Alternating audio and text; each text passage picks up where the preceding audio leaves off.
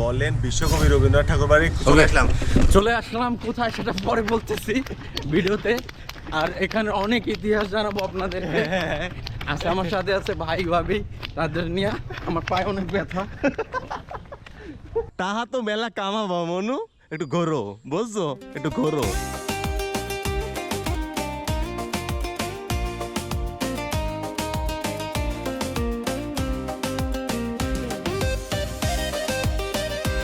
Ticket মাত্র 30 টাকা।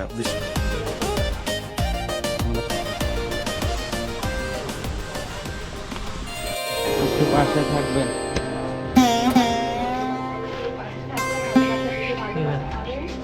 ওইটাই তো নাকি ভাবি যেটা বলবে ওইটাই, আমার বলার দরকার নাই, বলেন। আচ্ছা, এই যে এখানে একটু জোরে বলেন। এখানে সবকিছু দেওয়া আছে। এই যে কুঠির বাড়ি পোড়াদহ থেকে 30 কিলোমিটার, কুঠির বাড়ি এই যে টোগার লস থেকে 15 কিলোমিটার, কুঠির বাড়ি এটা হচ্ছে ম্যাপ, 7 কিলোমিটার কুষ্টিয়ার ম্যাপ। আমরা এই গড়াই ব্রিজ হয়ে আসছি না, হ্যাঁ, আমরা ওই গড়াই ব্রিজ কুষ্টিয়া থেকে আমরা এইখান থেকে এই জায়গা থেকে ঢুকছি। এটা হচ্ছে কি জানো ওটার নাম, ভাই যেন কি নাম মোড়টা? আলাউদ্দিনের মোড় হচ্ছে এইটা। এইখান থেকে এই চলে আসছি। আমি হচ্ছে ঘামাইয়া। এই নিউটন ভাই, এই যে আপনার জন্য চলে আসছে কুষ্টিয়ার কুলফি। আচ্ছা, এই সেই বিখ্যাত কুলফি। এই দেখেন বন্ধুরা, দেবর ভাবি মিলে টিকটক বানাচ্ছে। চলে এসেছি আমরা।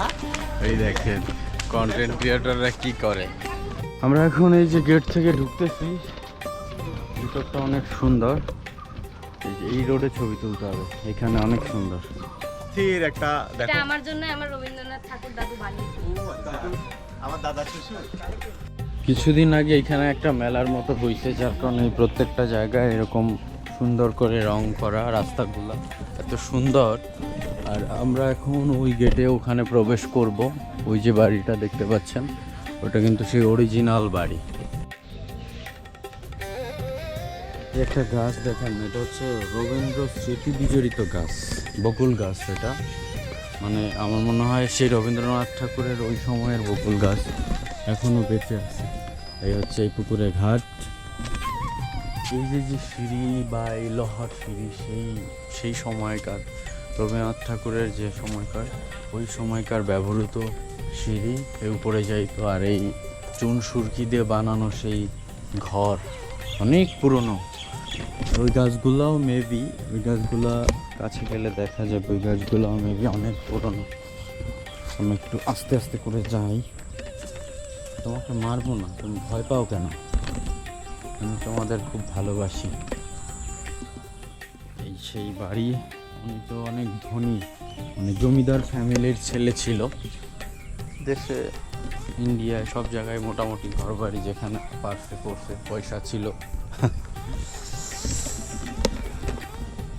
আমরা এই ঘরের উপরে উঠে যাব।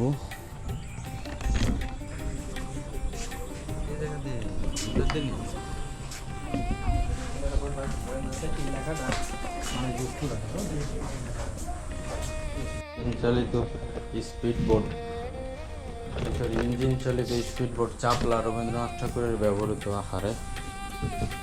আমার এই সাইডে একটা আম বাগান আছে, এখান থেকে রবীন্দ্রনাথ ঠাকুর আম ছিঁড়ে ছিঁড়ে খাইতো।